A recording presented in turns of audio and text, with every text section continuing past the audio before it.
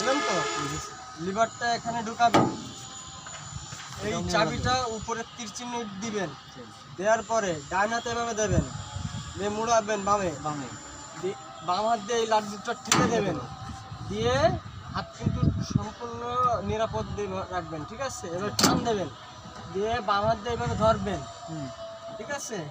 ধরে এই যে আস্তে আস্তে উঠাবেন এবং ছেড়ে দেবেন, ওকে?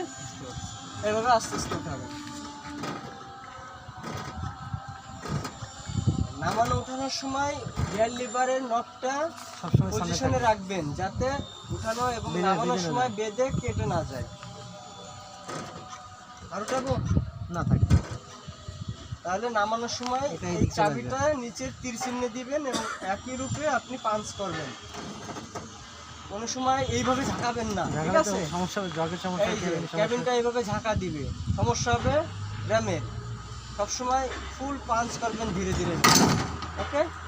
এইখান থেকে কিন্তু এবার পড়বে, ধপ করেই পড়ছে। হ্যাঁ, যেভাবে ওঠানামা করছেন একবার এটা মিডিল পজিশন রাখবেন, ওকে? এই যে এইখানে দেখেন, এইখানে একটা এই যে ক্যাশ লক আছে, আছে, এটা যদি জোরে না পড়ে তাহলে এরকম কামড়ায় ধরবে না, এটা বুঝতে পারছেন? জি, জি, জি। দু পাশে আছে, কামড়ায় ধরার জন্য এটা একটু জোর দিয়ে পড়ে। এই জায়গা থেকে হুম।